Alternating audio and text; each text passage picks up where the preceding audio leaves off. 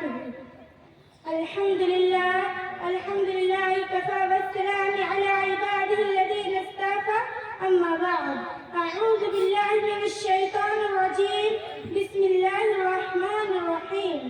فقد قال الله تعالى: ومن يتق الله يجعل له من أمره يسرا.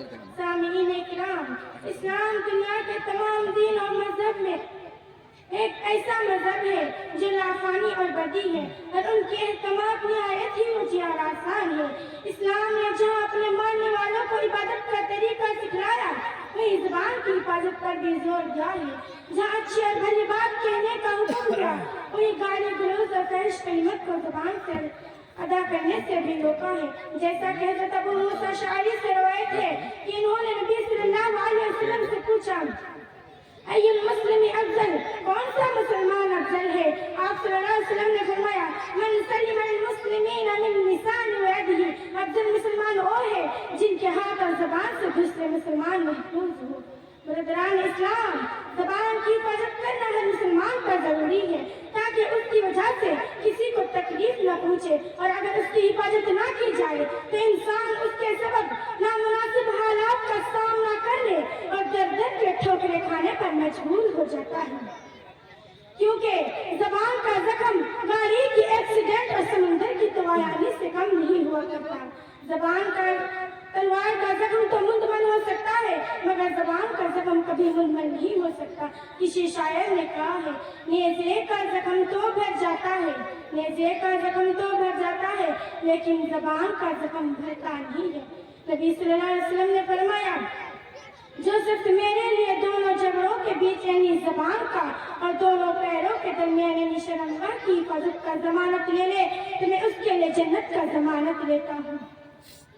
اسی طرح جب ابن آدم صبح کرتے ہیں تو اس کے تمام اعضاء زبان سے کہتے ہیں: تو ہمارے بارے میں اللہ سے ڈر، اگر تو درست ہے تو ہم سب بھی درست ہے، اور اگر تو ٹیڑھی ہو گئی تو ناداستہ ہم سب بھی ٹیڑھی و نادرست ہو جائیں گے۔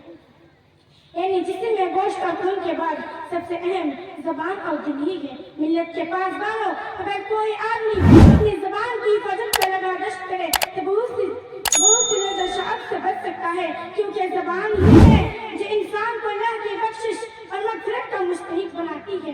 زبان ہی ہے جو انسان کو جنت میں لے جانے کا ذریعہ بنتی ہے۔ زبان ہی ہے جو پتھر کو موم بنا دیتی ہے۔ یہی اور زبان ہے جو برسوں سے چلی آ رہی دوستی کو دشمنی میں تبدیلی کر دیتی ہے۔ آج انسان اسی زبان سے لوگوں کی عزت کو تار کرتا پھرتا ہے، پھر ان کی برائیوں میں مشغول و مصروف رہتا ہے۔ ان کے پوسیدائی پر پردہ ڈالنے کے بجائے انسانی ہجوم بڑے فخر سے اظہار کرتے ہیں، پھر بغض و عداوت کا بازار گرم ہو جاتا ہے۔ حالانکہ اللہ تعالیٰ کی آیات موجود ہوتی ہے: وَلَا يَغْتَبْ بَعْضُكُمْ بَعْضًا يُحِبُّ أَحَدُكُمْ أَن يَأْكُلَ لَحْمَ أَخِيهِ مَيْتًا فَكَرِهْتُمُوهُ۔ تم میں سے کوئی کسی کی غیبت نہ کرے۔ کیا تم میں سے کوئی یہ پسند کرے گا کہ اپنے مرے ہوئے بھائی کا گوشت کھائے؟ یقیناً تم اسے ناپسند کرو گے۔ اس کے باوجود جو لوگ اپنی زبان کا غلط استعمال کرتے ہیں، اپنے زبان کو لگام نہیں دیتے، اور غور سے سن لیں کہ آج ان کی زبان ایک کینچی کی طرح لوگوں کے دلوں کو زخمی کر رہا ہے۔ کل قیامت کے دن اللہ رب العالمین کا اعلان ہوگا اور کہے گا: آج کے دن ہم ان کے منہ پر مہر لگا دیں گے، ان کے ہاتھ ہم سے باتیں کریں گے، ان کے پیر ہمیں گواہی دیں گے۔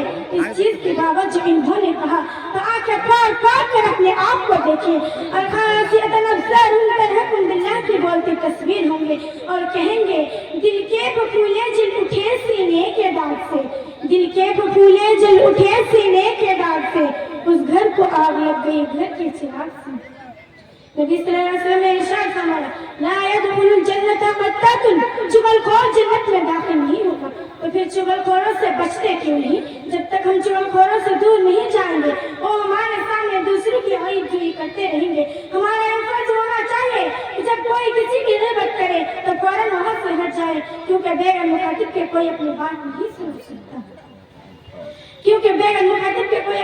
نہیں سن سکتا۔ اللہ تعالیٰ نے فرمایا: جب کوئی لغو بات سننے سے انکار کر دے تو کسی کی مجال نہیں کہ وہ ہمیں کسی کی عیب سننے پر مجبور کرے۔ اور جو لوگ اپنے عیب کو رد نہیں کرتے، ایسے لوگوں کے بارے میں اللہ صد عن إرض أخيه ورد الله عن وجهه النار يوم القيامة. جو شخص اپنے بھائی کی عیب کی پردہ پوشی کرتا ہے اللہ تعالیٰ قیامت کے دن اس کے چہرے کو جہنم کی آگ سے بچائے گا. پھر تہمت اور بہتان تراشیوں سے چھٹکارا حاصل کیوں نہیں کرتے؟ وَلَا تُطِعْ كُلَّ حَلَّافٍ مَّهِينٍ هَمَّازٍ مَّشَّاءٍ بِنَمِيمٍ مَّنَّاعٍ لِّلْخَيْرِ مُعْتَدٍ أَثِيمٍ. پھر جھوٹی قسم کھانا کیوں نہیں چھوڑ دیتے؟